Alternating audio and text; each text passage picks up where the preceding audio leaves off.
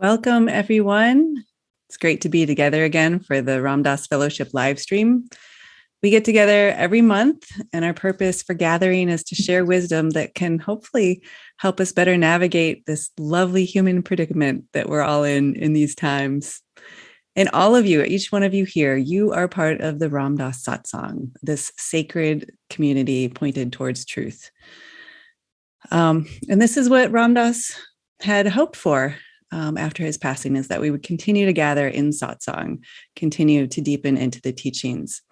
And maybe it's similar to what Raghu was talking about last month when he quoted Thich Nhat Hanh, who suggests that the next teacher will be the community. For those of you who don't know me, I'm Jacqueline Dobrinska. I'm the Education and Outreach Director for Love, Serve, Remember Foundation. And tonight, we're super excited to be welcoming Sharon Salzberg, who I personally think is one of the most grounded, discerning, clear, and open-hearted way showers of our time. Our topic is the power of meditation and the three skills of concentration, mindfulness, and compassion. And I don't know about how many of you, but I know that especially in the beginning, I brought such rigidity and perfectionism to my practice. And over time, that compassion and kindness developed, and it was a game changer. So I think Sharon might talk a little bit about that tonight. For those of you who are joining us for the first time in one of these live streams, I'm just going to give you a little bit of a lay of the land for tonight. We'll spend about 75 minutes together. The first half is a talk it will include a meditation with Sharon. And then we'll go into our live audience Q&A. And how that works is just at any time, you can type your chat into whatever platform you're watching from. And Gina, the lovely Gina, is on the back end, and she'll be gathering those questions, and she'll be sending them to me, and I can ask them of Sharon in the second half. And we'll get to as many as we can.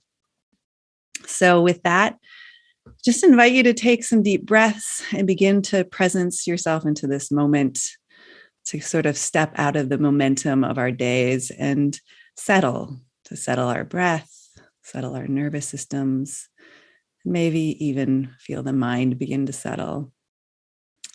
And as we presence ourselves into the loving awareness that is this moment, we recognize that we are here in community with hundreds and even thousands of folks from all over the globe. All of us here with similar intentions of love and peace, equanimity and harmony. So we just breathe that in together.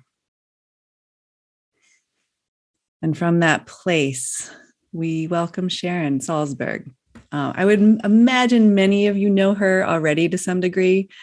She's a pioneer in meditation and one of the first to bring mindfulness and meditation to mainstream America about 45 years ago. She's the co-founder of the Insight Meditation Society and author of 11 books, including a New York Times bestseller, Real Happiness. And we were talking earlier, she has 2 more in the works. She's also a world-renowned teacher. And I think so many of us appreciate about her that she's had this relatable, demystifying approach, which inspires generations of teachers and influencers. So let us shine our love and light and warm welcome to Sharon as she shares with this fellowship tonight. Welcome, Sharon. So glad you're here. Thank you so much. I'm so delighted to be with you all. And it's kind of a fun topic, I think. It's certainly fun for me. I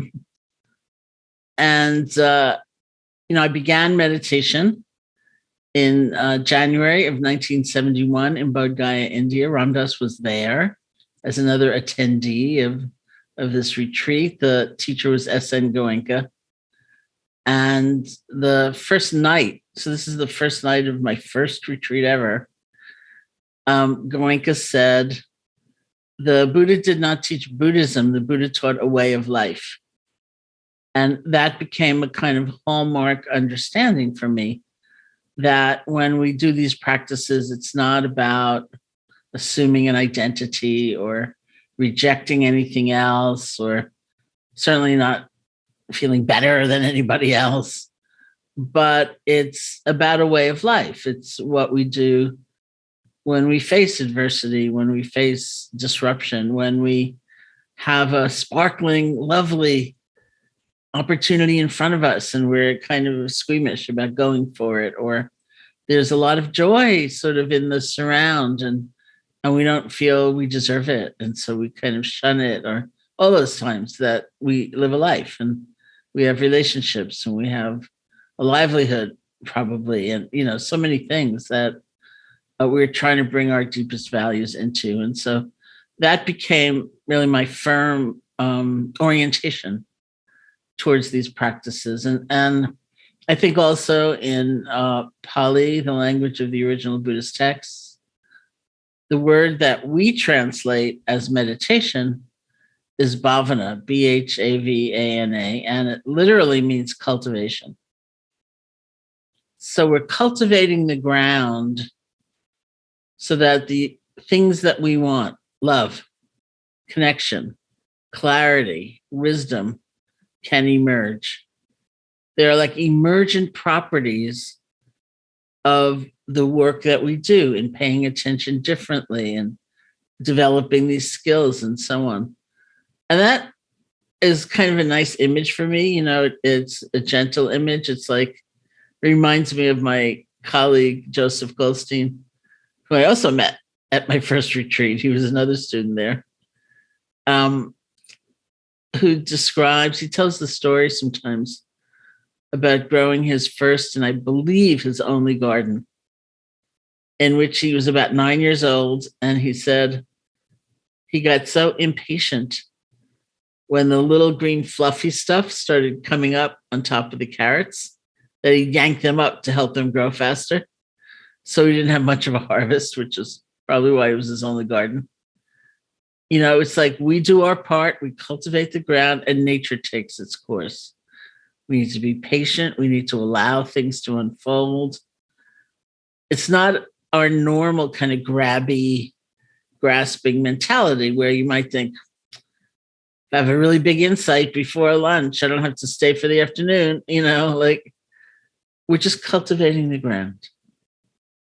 There's another kind of terminology aspect that I find interesting. In some schools of Tibetan Buddhism, the word that we would translate as meditation, they translate with this really cute phrase, which is getting used to it or getting familiar with it. So that, of course, brings up the question, what's it? And that's based pretty much on a belief that as human beings with ordinary human lives, we have had very likely profound moments of clarity, of peace, of love, of connection, but we don't tend to live there. We don't tend to be used to it. Something happens, even, tremendous suffering sometimes does that for us. It kind of wears away everything else. And we're just left with what's underlying it all. Or inspiration or love, so many art, so many things. We have these moments and we might think, what was that? Or I don't think I'll tell anyone about that. Or I think I'll tell everyone about that. Or very commonly, I don't know how to get back there. Right? So they're a little bit exotic and odd and off, they're distant, those moments. So their proposition is that we meditate not because we have nothing going and we never have. We've had these moments, but we meditate to get familiar with it, to feel at home there, to find rest there, to find refuge there. So that too is a very different sort of vibe or spirit to the nature of meditation, where we do tend to think I have nothing going. And if I strive really hard, I'll get something that I can show off to people. It's different than that. So it's in that spirit that I think of meditation, not for me, but it's through the experience of it that we know. So what are the three basic skills? And I think these are kind of helpful to know because I think they cut through many methods and styles and ways of practice, which we can get kind of attached to, my way is better than your way or whatever. But if they're all doing the same thing pretty much, then that undercuts some of that kind of holding and grasping and identifying. So the first great skill of meditation practice, which we cultivate, is concentration, which in this context doesn't mean like narrowing your focus and squeezing it down and holding on tight and getting uptight. It means gathering. The basic idea is that our experience is such that we are fairly distracted or scattered, not maybe all the time, maybe not in every arena of life, but at least at times, you sit down to think something through and you're just gone. You're gonzo. Like our minds jump to the past, and they say we tend to go to things in the past where we now have some regret. I should have said more. I should have said nothing. Why did I show up? Why didn't I show up? And there are ways, of course, of reflecting on those kinds of actions with an eye to making amends or lessons learned, or there are ways of just being stuck there where we just go over it and over it and over it and over it and over it and over it. And we get more exhausted and more demoralized and more agitated. So that's what we're talking about as a habit. We just go back there. We go over it and over it and over it and over it and over it to no avail. And I'd say, especially in a time like ours now, which can be so challenging. It's an and. We are filled with anxiety about the future, and we create a scenario that has not happened and may never happen, and we kind of give ourselves over to it. Like, what's it going to be when I go back to New York City and I go into my apartment and I haven't been there in 8 months and turn on the faucet? I think I read you can get Legionnaire's disease if you do that. How am I going to tell? What's the water going to look like? What's it going to smell like? Right? What's it going to be like? Oh no, I bet I have Legionnaire's disease. How are they going to tell in the hospital what I have? And you think, what? Like I'm not even in New York. Well, I'm in New York right now. Our minds just spin out. We are left kind of holding this scenario, feeling fractured, feeling overcome. And it's not even happened, It's just anticipation. And so you can just feel in those examples how much of our life energy we lay to waste. We just throw it over into being caught. And that's, again, there are ways of thinking about the future that are good, that are wholesome, that are onward leading, but that's not our habit. It's just to spin in those ways. And so we get lost in the past, we get lost in the future. And the process of concentrating is one of gathering. We're gathering all that kind of crazy energy and attention. We're bringing it together and we're settling. The very classical way of practicing this across traditions is to choose an object of awareness. That's now home base, right? We rest our attention on that object. And that is not easy, by the way. That in itself is a kind of training. Usually, let's say it's the sensation of the breath, the feeling of the breath. Usually we grab onto it really tight, thinking if I hold on tight, my mind won't wander, and actually it'll wander more. So we learn how to rest. The example used is like a butterfly resting on a flower.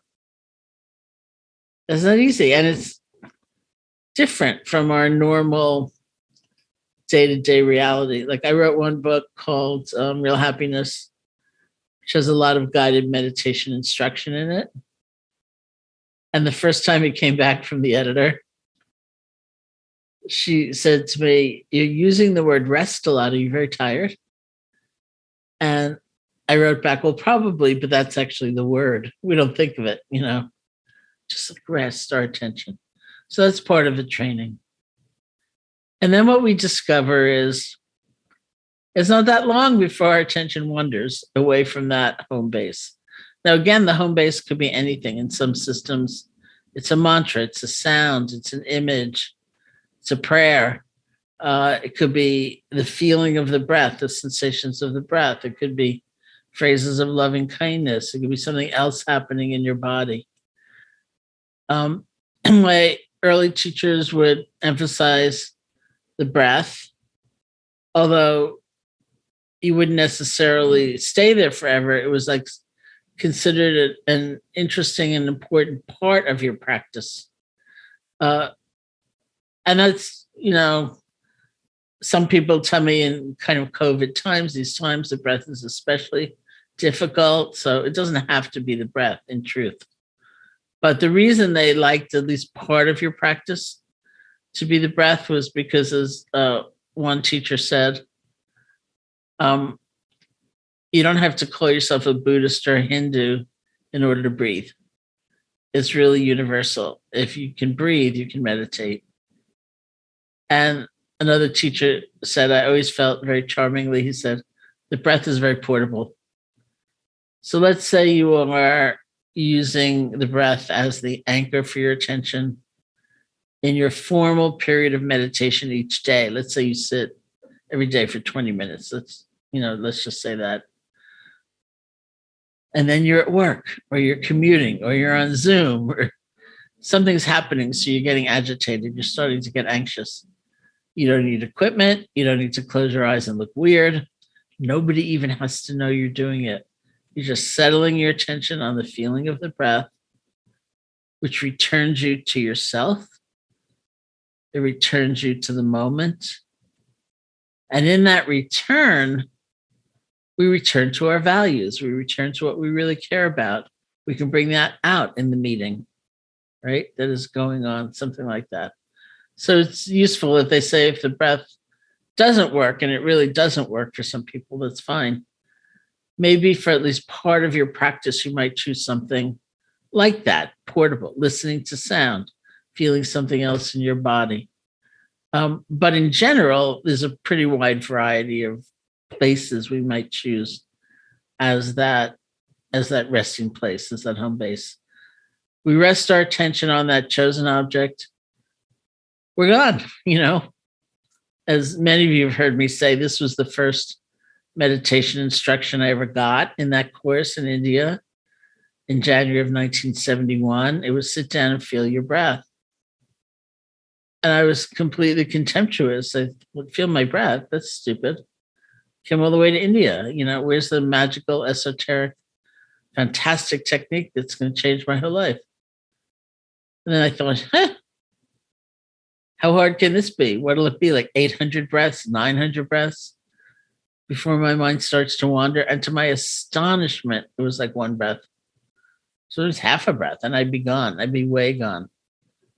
What I didn't realize for a very long time was that the art of it all was learning how to let go more gracefully, learning how to begin again with less judgment, with more kindness toward myself.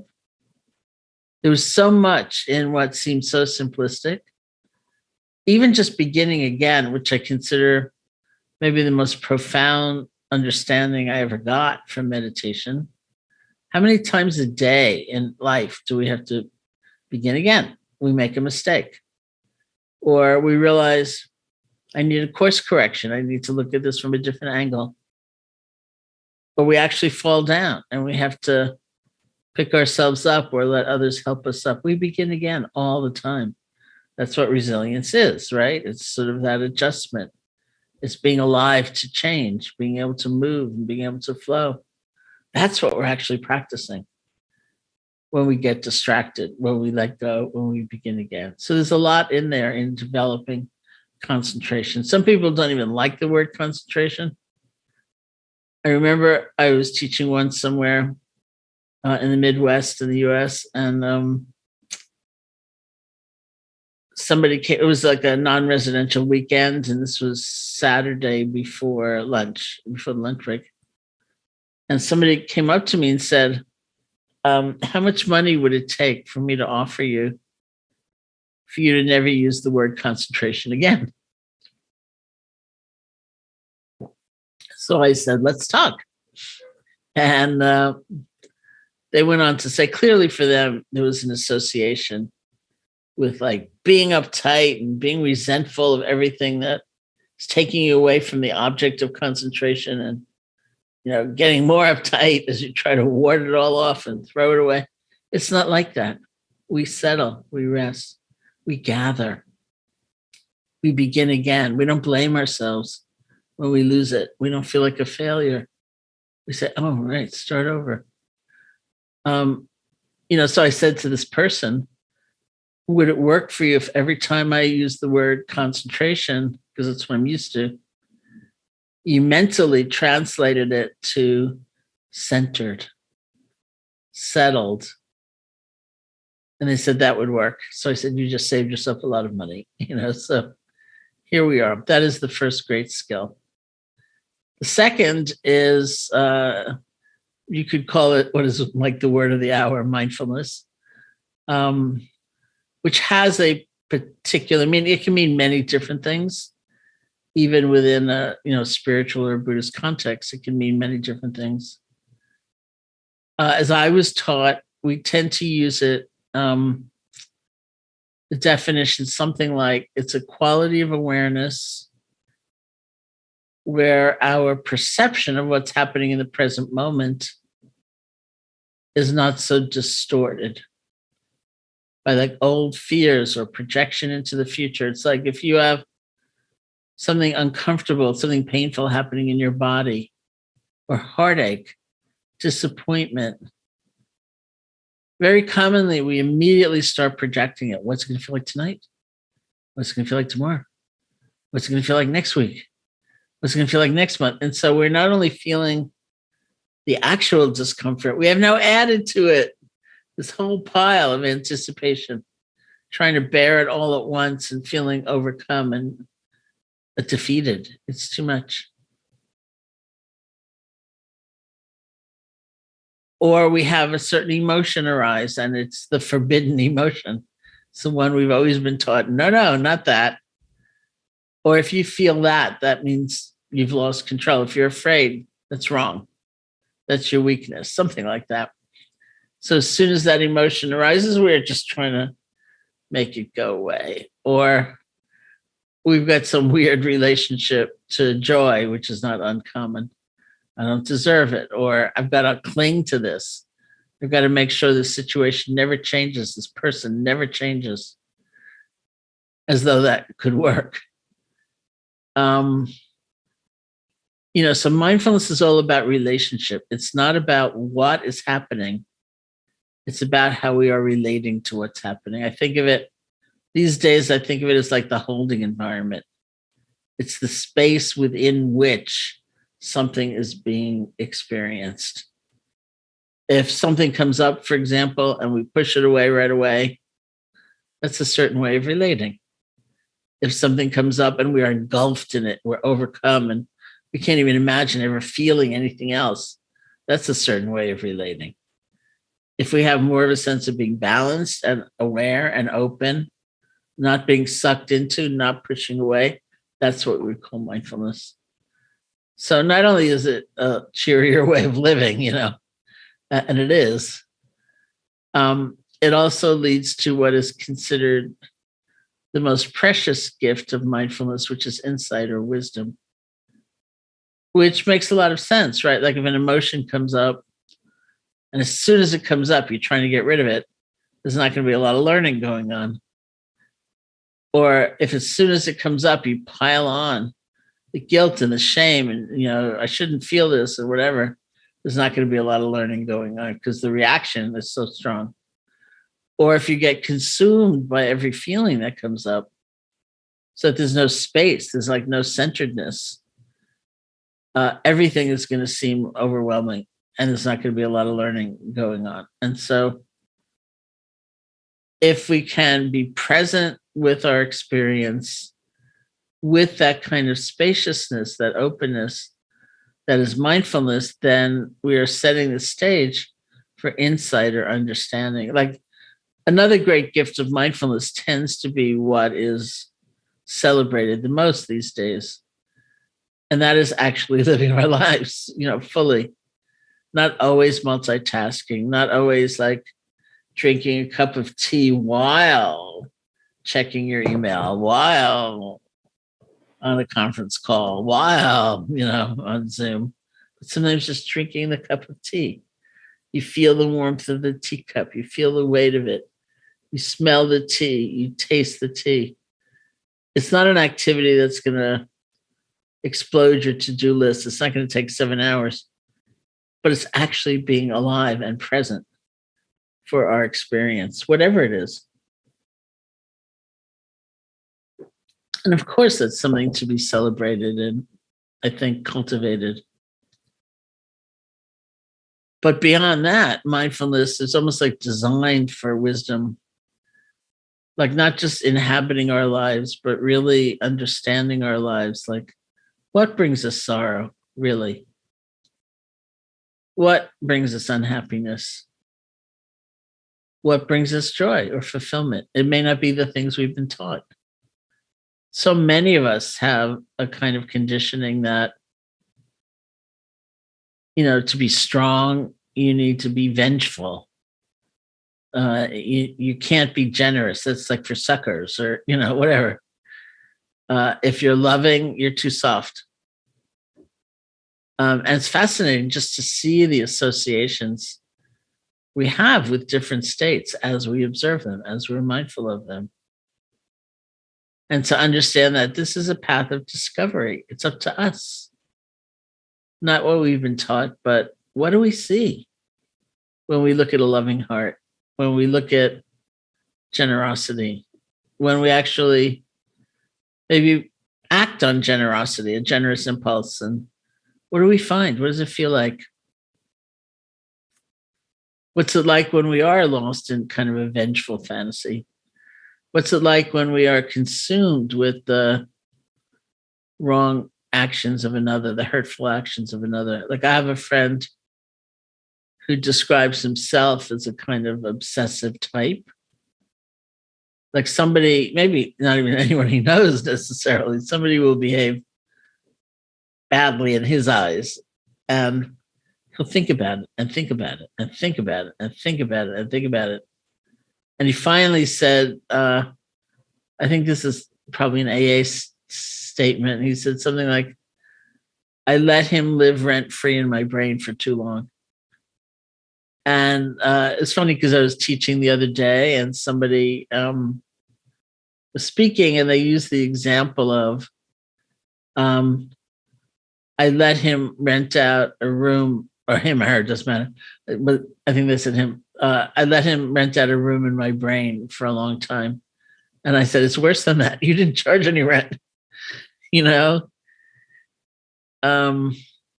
we can do that so easily. And we think that's what we're supposed to do.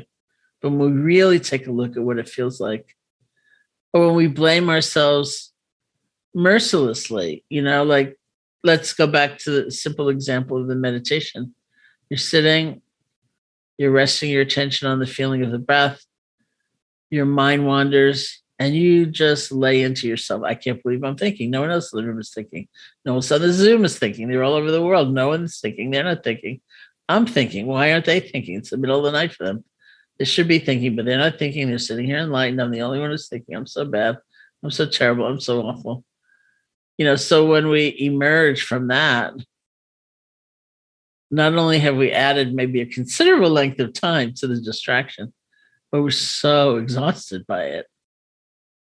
It's not useful. It's not skillful. And it's only when we directly see that we think, I don't need to be cultivating that. That'll happen because I have it, but I don't need to make it stronger and more frequent. And all of those things. Let me cultivate something else, which is the ability, say, to be kind to myself in the face of not having lived up to some impossible standard. So mindfulness is about the holding environment. It's about how we are relating to everything that comes up in our experience, whatever it might be, however it might feel, toward the end of deepening wisdom. So the third skill, which is really interwoven throughout, is compassion, beginning with compassion for ourselves. Because here it is, right? Your mind wanders. How are you going to speak to yourself?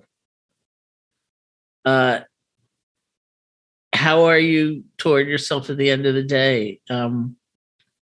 Let's say you have the habit of kind of looking at your experience and only pretty much thinking about the mistakes you made and what went wrong. Did you ever think of like, let me think about the blessings in my life or what I have to be grateful for? Or anything else happened today?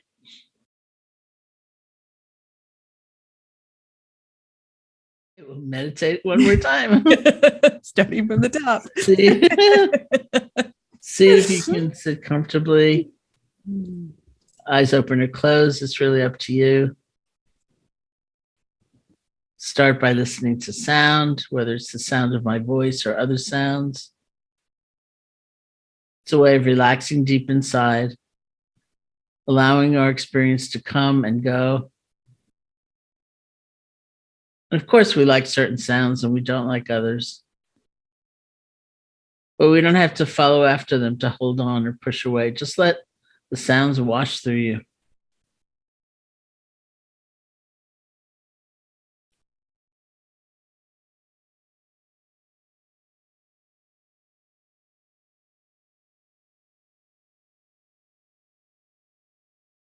And bring your attention to the feeling of your body sitting, whatever sensations you discover. See if you can feel the earth supporting you.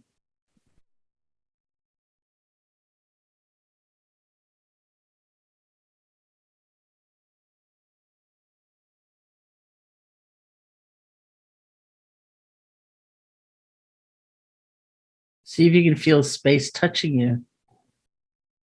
Usually when we think about touching space, we think about like picking up a finger and poking it in the air. But space is already touching us. It's always touching us. We just need to feel it.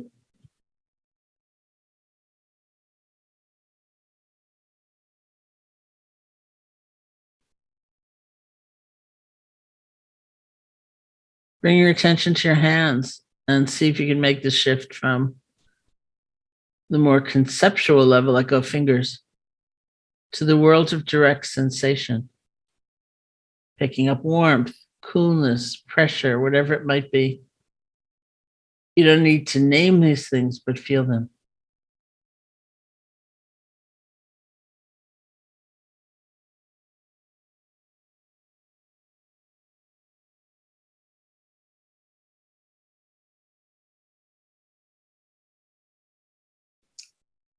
And on that same level of sensation, bring your attention to the feeling of your breath, just the normal, natural breath. Wherever you feel it most distinctly, maybe that's the nostrils, or the chest, or the abdomen. You can find that place, bring your attention there, and just rest. See if you can feel one breath.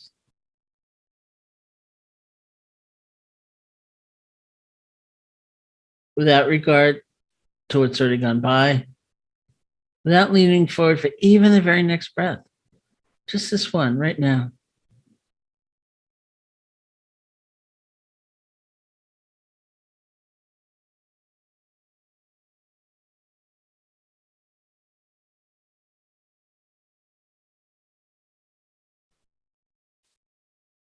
And if you find your attention has wandered, you've gotten lost in thought, or spun out in a fantasy, or you fall asleep, truly don't worry about it. You realize you've been gone. See if you can let go gently. And with kindness toward yourself, return your attention to the feeling of the breath. If you're not using the breath, then whatever object is your home base. It's the letting go and the return that are most crucial.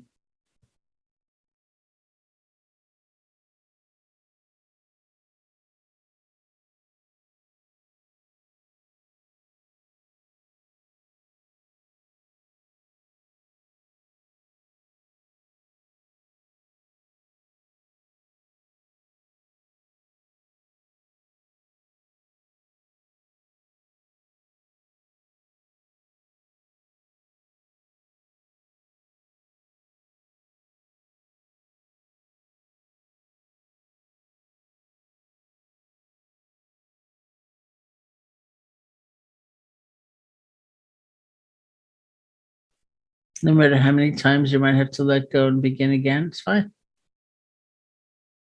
Just bring your attention back to the feeling of the breath or whatever's serving as that object.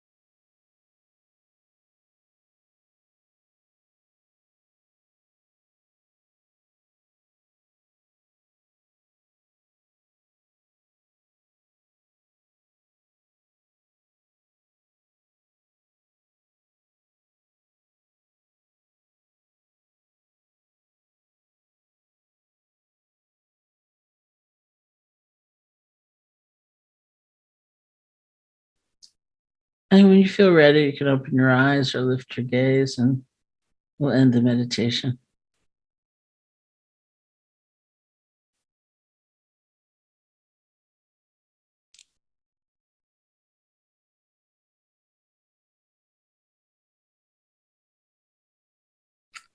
So thank you. And I don't know, Jacqueline, if you've been accumulating questions or what's been happening. Yeah, that's great. I wanted to make sure you were finished before I jumped in. Yeah.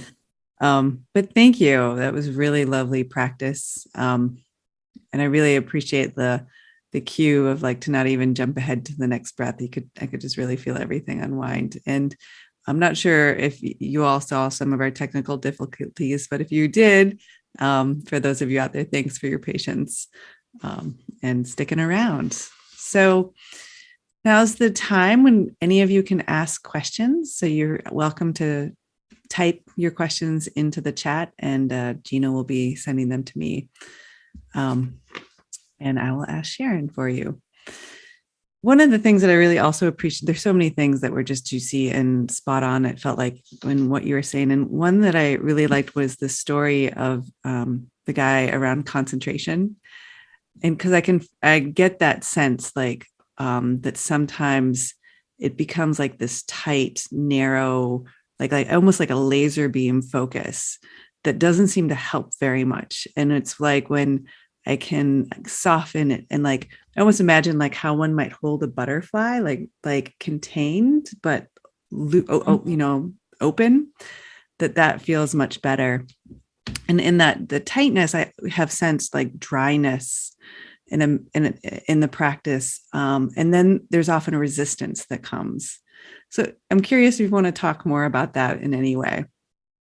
Well, I think we learn a lot. A lot is illuminated by seeing how we maybe speak to ourselves when we get distracted, or how we regard some of the many things that come and kind of tug at us. You know, are we resentful? Are we resistant? You know, like go away, go away, go away. Or do we feel sort of centered? And it's like you're watching something coming and going, and it's all right, you know. You're not freaked out about it, and you're also not drawn to it. I think of it often in terms of like if we were watching, say, a car mechanic fixing our car, and obviously it's a crucial time for them to be mindful, you know, to be focused and to be paying attention. Let's say this mechanic is working, and then they have some thought like, should I refinance my mortgage? You know, we don't want them to hate themselves for thinking or carry on about it, but it's sort of like, not right now, you know, like, let me just put that on the shelf. Not right now, just not now. You know, our life depends on it, and our safety, and just even doing a craft well, doing our job well, depends on our being able to have that kind of focus. But you also don't want sort of the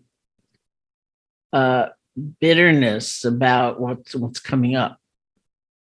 It's just the nature of thought, and it's the nature of our conditioning. And as one of my meditation teachers, this Tibetan Lama Soknyi Rinpoche once said, it's not the thoughts that are the problem, it's the glue.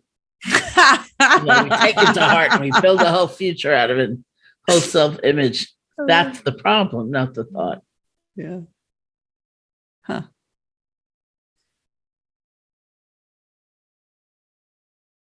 When we were speaking, it brought up something a teacher used to say, which is to make our minds our best friend.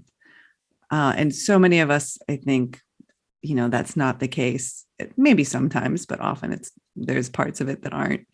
But there's also seems like a doing in that, like, and this feels a little different. Like this isn't so much a trying, it's just more of a watching and letting the friend, the enemy, all of it just sort of be. Do you have any thoughts about like this idea of making your mind your best friend?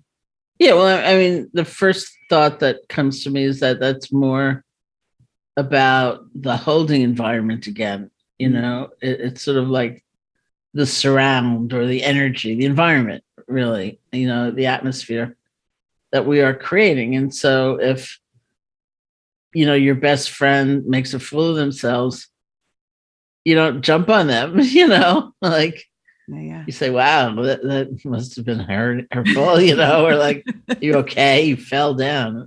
Right.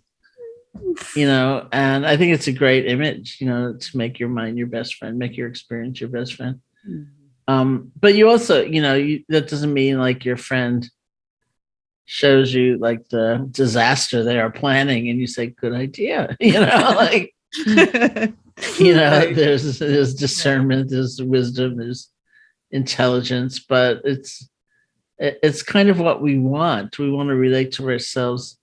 And that's, what a lot of exercises, as I understand it, in kind of the more contemporary Western exploration of self-compassion are about, because self-compassion is like a little different, or it's sometimes considerably different than self-esteem, which we also need. Sometimes we don't give ourselves credit. Like, wow, I learned Spanish during the pandemic, which I did not, but, it was one of my goals. Wow, I really gave that my all. I really tried so hard. That was really tremendous. I never used to be able to do that. Or, we should take a moment and not just blame ourselves for our failings, but appreciate the things that we've tried with, or that we've learned, or that we've accomplished. And that's good. But self-compassion doesn't come in when we've like learned tennis or learned Spanish. It comes in when we have fallen on our face. Yeah. We've made a mistake, or we've blown something, or we didn't show up in some way. So it's about those times that are harder, and how we're going to relate to ourselves then. And so they have a lot of exercises like, imagine it is your best friend sitting in the chair next to you, and you're going to break the news to them that they failed the exam or something, whatever. Mm-hmm. How do you speak to them, and how would you speak to yourself? Mm. And why are they different? Yeah. Things like that. Yeah. I love those distinctions. It's helpful. Yeah. So some questions are coming in. I'm not sure who or where this is from, but one of the questions is, when living with an aging parent who needs our support, how can we maintain loving kindness when they so often trigger painful emotions? Mm-hmm. Well, I get triggered by the word maintain, which I feel like I talk about a lot. I use the word, of course, because we all use the word. But I've been noticing how often people frame a question: how can I keep mindfulness all day long at work? How can I maintain the level of concentration I had during the retreat? How can I retain the, whatever? Yeah. And I always say, it's not going to happen that way. You're not going to maintain it. I mean, that's a difficult situation you're describing, where somebody's getting more forgetful, or they're saying the same thing again, or, It's not easy, but we won't be able to maintain perfect calm and equilibrium. We will lose it. But those times, while they happen, they last a shorter and shorter duration. So maybe you'll lose it for an hour instead of half a day. It doesn't feel like a great hour, but it feels so painful that it's rare that we go back and say, this used to last half a day. Yeah. This is a real difference in the quality of my life and my person's life, And then an hour doesn't stay an hour. It starts getting shorter and shorter and shorter and shorter and shorter. And I say all that because I've seen through my years of teaching so many people get so discouraged because they say it's the same thing. It sets me off and I'm still losing it. I'm getting nothing. But really, it's such a big change when that feeling of overwhelm lasts 5 minutes compared to 5 hours. And it just keeps receding. And that's how progress happens. And so instead of feeling nothing's happening, you're making the exact progress that one would make. So that's just part of it. I think when we learn to really listen more and get more present with what is, instead of holding the, very natural kind of wish that they'd be the way they once were. They're not the way they once were.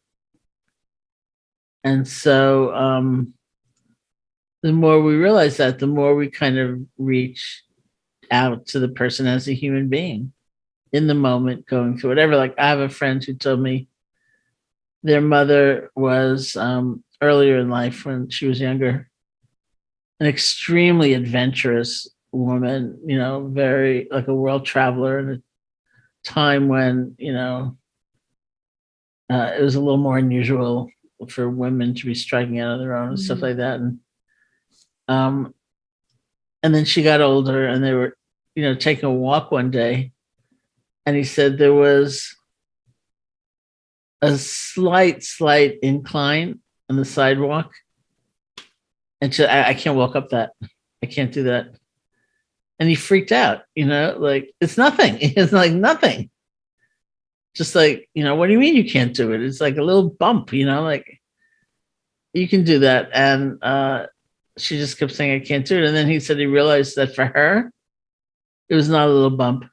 It was like climbing Everest. That's how she was perceiving the world at that point. And that he shouldn't really be imposing his vision of how things once were. And realize, yeah, she's scared. And so then it was like, okay, let's go around. And there's so many stories like that, when a person really has lost it. And they say, where's my necklace or something, forgetting that they sold it 30 years before, And, where's my necklace? Where's my necklace? And the person has stopped saying you sold it 30 years ago. And they said, I sent it out to get cleaned. Okay. Then there's calm in the house. Then there's peace in the house, So we learn to really, really deeply listen to the best of our ability and forgive ourselves for the times that we just get overcome. Yeah, I think that compassion piece, some of those painful emotions might, for me, they sometimes have been the just things I wish had been different and still are the same, and it's like, and I can get really angry or sad or, back into my 5-year-old self, and just to be so compassionate with myself has really been the only way through. Yeah. So Carly from YouTube is asking if you have any tips or tricks for dealing with repetitive thoughts and stopping them from repeating. Sometimes it feels like my thoughts just echo in my head. I do, but there's a certain level in which it's probably not that useful to try to get them to stop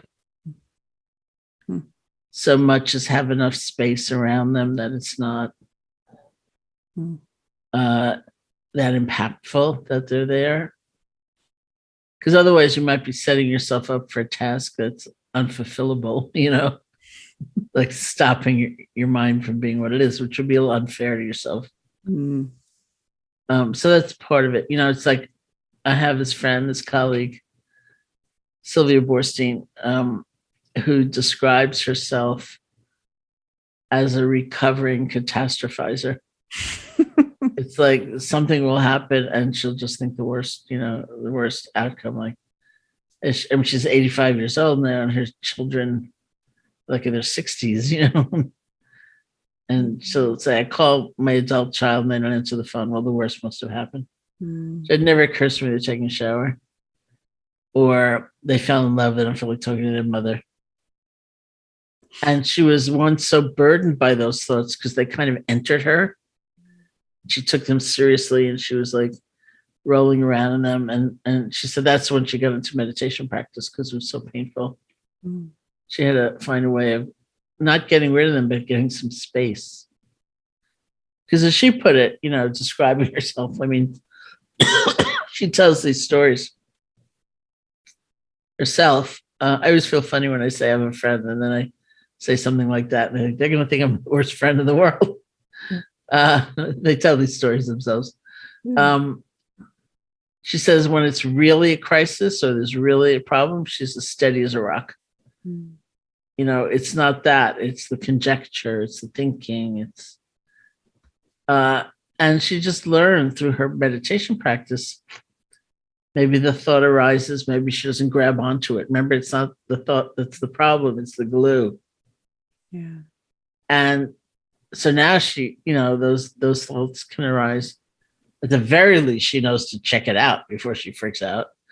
But mostly she can just laugh at herself. So I talked to her not too long ago, and she told me she had a new mantra. She had new things she repeats. So I said, what is it? And she said, not every bus is going to end up in a ditch. Oh. So that's part of it. There are ways of not being so ensnared in the repetitive thought. One, of course, is to be able to see it as thought and see it quickly. And that's the training in mindfulness and maybe using mental labeling. So there's like thinking happening. And you're kind of relating to the thought that way, reminding yourself it's a thought. I used to ask myself in certain phases of my practice where it was a very, very strong habit.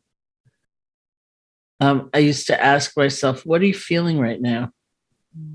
Because the thought is a spin-off usually of like, the example I usually use is when I was I was meditating, I was living in India. I was thinking about how I was going to renew my visa, and it's all I would think about again and again and again and again and again and again. And then finally I said something to myself like, what are you feeling right now? Because it was really an emotional state that was generating that kind of, I was very anxious. I didn't think I could get what I wanted. I so much wanted to stay there forever. I hadn't had a life where I often got what I wanted, so there was a lot that was fueling that. And that was a more fruitful level to really be working with and just spinning around in the same thought all the time. So, that's one way of working with the sort of sheer repetition of it. Things like that. Yeah, I love that. It also reminds me of like how trauma gets stuck in our system and in our body. And like one of the ways we get away from it is to think. So, yeah, I'm sure we could talk about that for a long time. But Down Under on YouTube asks, I'm getting way too preoccupied with my sitting position being correct and just my overall form being correct rather than just going with it. How important is form in practice?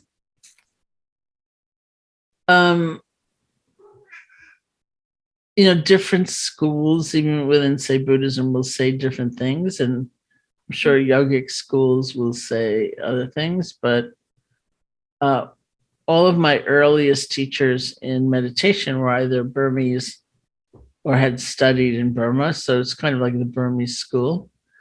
And they're just not into posture, like even if you look at Buddha images from Burma. They're like a little slumped over, You think, straighten up.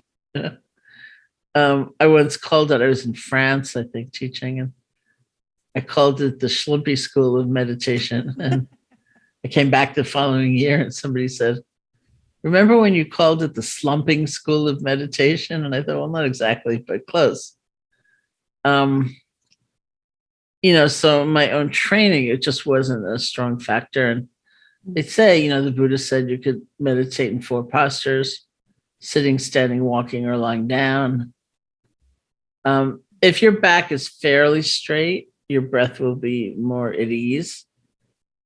You'll be able to maintain it longer. You'll actually have less pain than if you're kind of crumpled up.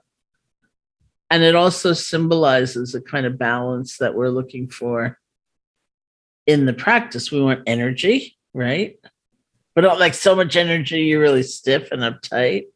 You also want to be relaxed and at ease and open. And so it symbolizes that match, or that balancing of energy and relaxation and so on. So I know if you asked a Zen teacher or somebody from another tradition or school, they would say, yeah, it matters a lot, but it just was never the way I was taught. So, and especially it was becoming a thing, it's a project, and they forget it, Yeah. Also, I don't know if this is common, but I like that in the sitting, like instead of making it happen, it will happen when it's ready to. That makes sense. Sort of like, oh, that just moved. Yeah. So I don't know who this is from, but it's from someone on Instagram asking, how do you respond when you're told meditation doesn't work for me? You mean somebody says, when I tried it, it didn't work for me? Yeah, like, oh, I meditated, that didn't work for me.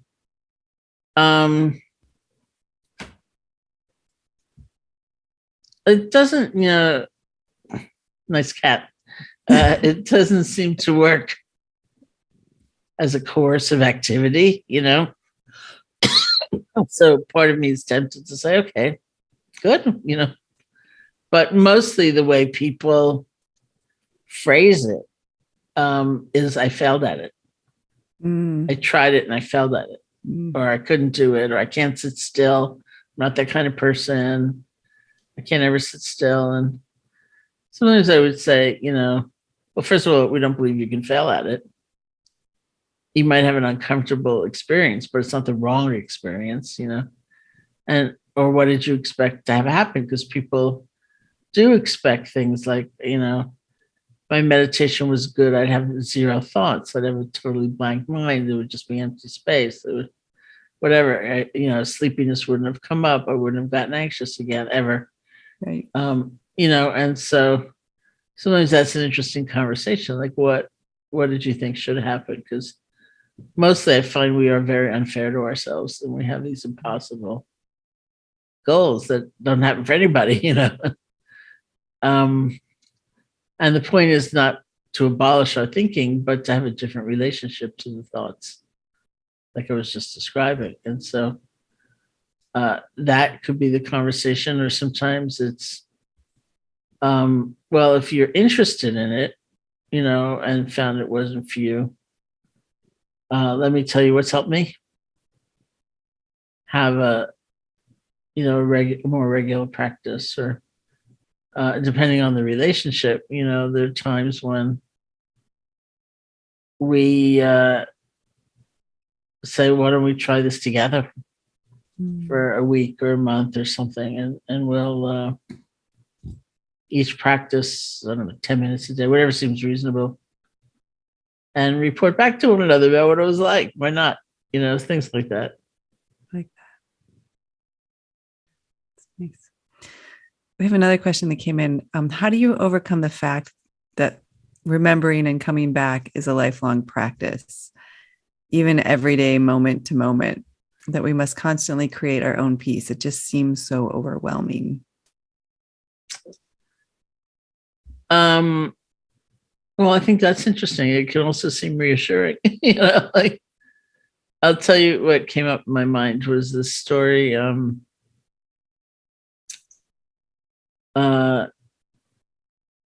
where I was teaching at the Insight Meditation Society. And when we teach retreats, it's always in teams. There's just groups of teachers who teach together. And so I was listening to one of my other colleagues give the evening talk.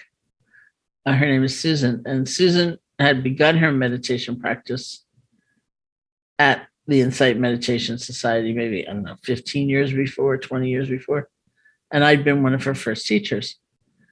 So I'm sitting there in the meditation hall, and Susan's giving the talk, and she said, my first retreat, I was so restless and so agitated. I just went in to see Sharon, and I said to her, has anyone ever died of restlessness during meditation? And she said, so of course I was fascinated, like, what did I say all those years ago? Has anyone ever died of restlessness during meditation? And she said, not from just one moment at a time of it. And so I'm sitting there thinking, that was a good answer.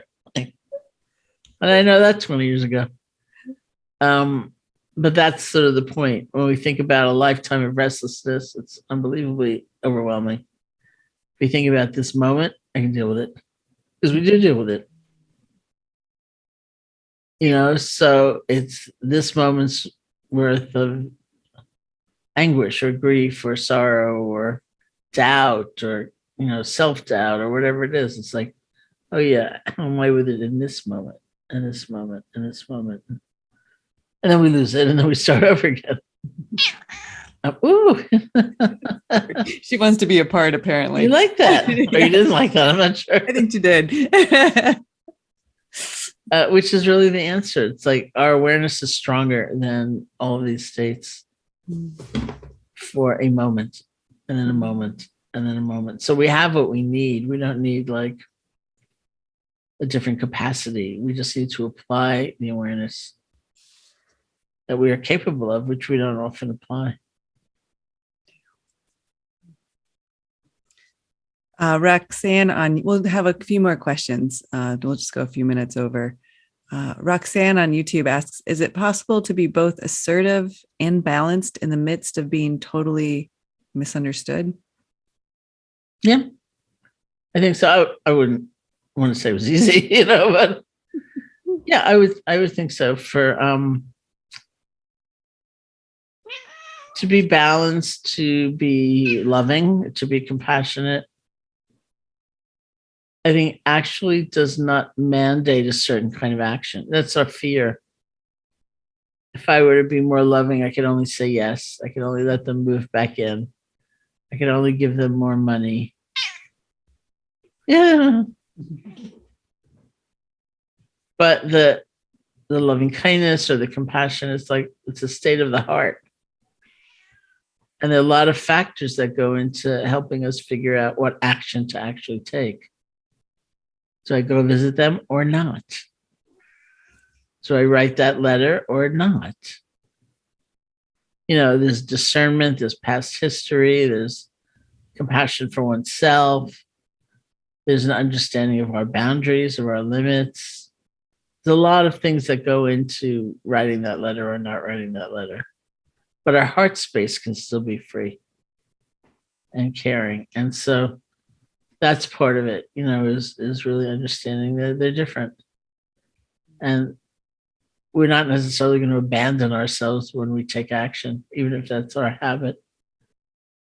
We're going to bring a lot of presence and a lot of wisdom into that decision of how to manifest the love or the loving kindness. And it might be getting distance, it could well be that, if that's what seems wisest in the moment.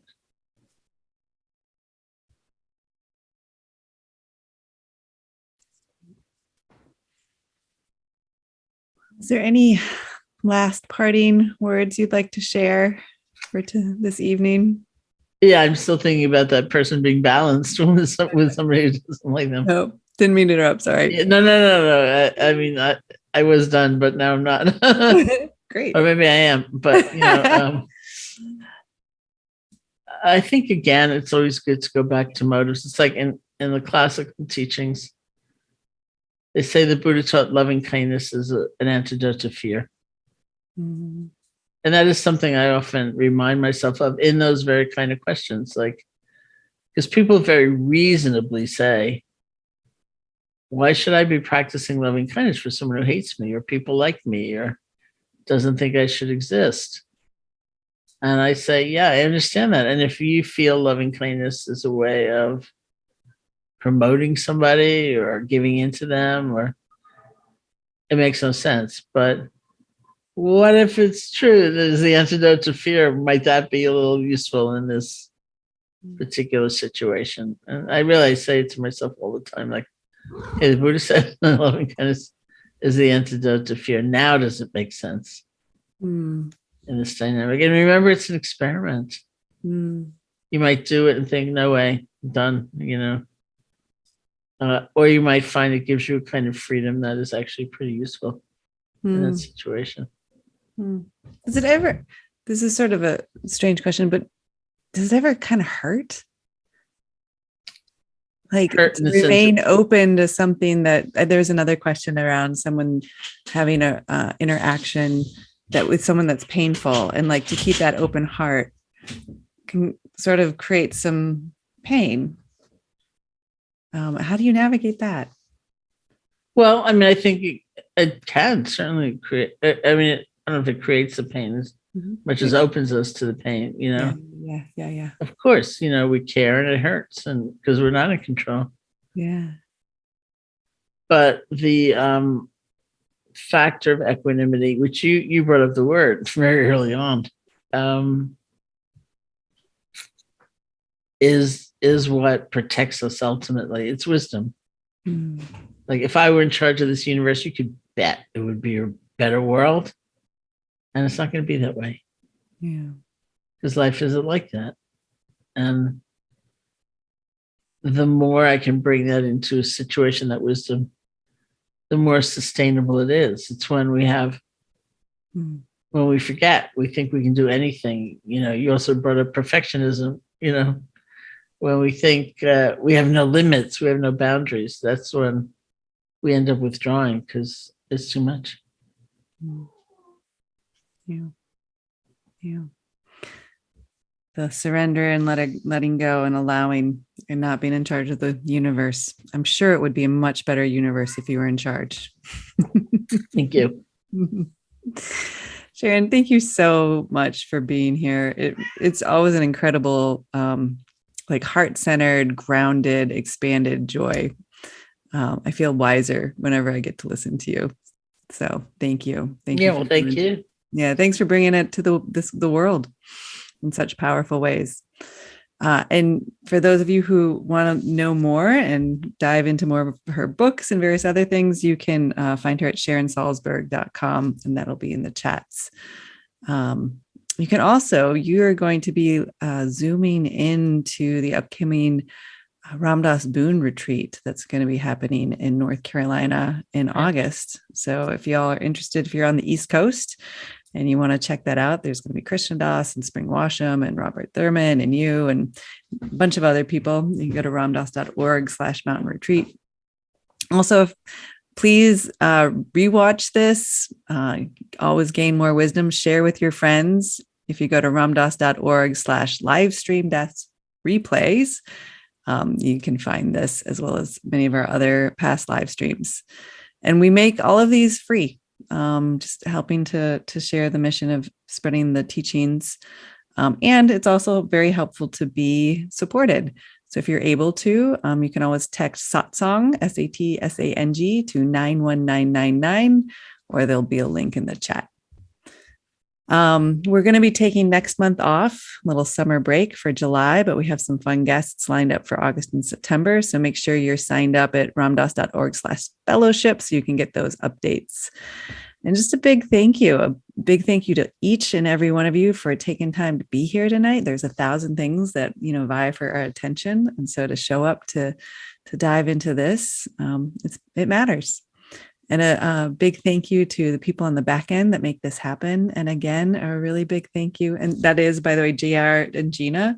And tonight we also had Xander. So big thanks to them. And big thank you to Sharon again, just for all of the wisdom you bring and for bringing it here this evening. Yeah, thank you. Thank you all. Yeah. All right. Be well. We'll see you in a few months. Take care.